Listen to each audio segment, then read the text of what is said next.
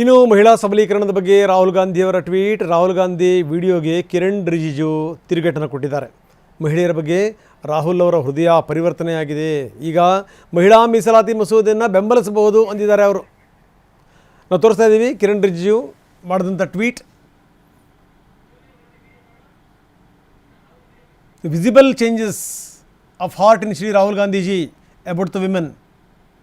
ಈಗ ನನಗೆ ನಂಬಿಕೆ ಇದೆ, ಇವರು ಮಹಿಳಾ ಮಸೂದೆಗೆ ಬೆಂಬಲಿಸಬಹುದು ಅಂದಿದ್ದಾರೆ ಕಿರಣ್ ರಿಜಿಜು.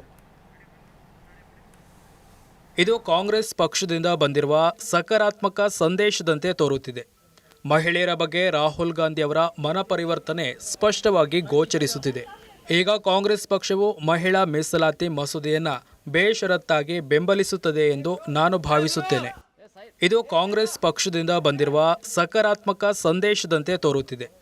ಮಹಿಳೆಯರ ಬಗ್ಗೆ ರಾಹುಲ್ ಗಾಂಧಿ ಅವರ ಮನಪರಿವರ್ತನೆ ಸ್ಪಷ್ಟವಾಗಿ ಗೋಚರಿಸುತ್ತಿದೆ.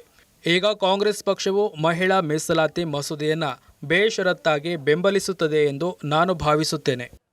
ಇದು ಕಾಂಗ್ರೆಸ್ ಪಕ್ಷದಿಂದ ಬಂದಿರುವ ಸಕಾರಾತ್ಮಕ. ಬನ್ನಿ, ಇದಕ್ಕೆ ಸಂಬಂಧಪಟ್ಟಂಗೆ ಡಿ ಕೆ ಶಿವಕುಮಾರ್ ಮಾತಾಡಿದ್ದಾರೆ, ಏನು ಹೇಳ್ತಾರೆ ನೋಡೋಣ. We are the one who piloted, we are the one who passed. The Congress party believes in it. Definitely there will be a woman. We will give more strength for women. You know how many seats we gave in the parliament? I think you remember. So in Karnataka. Definitely we are sorting out that issue. Riju may not worry about the Congress party. Let him settle himself to the whatever his party and the NDA is there.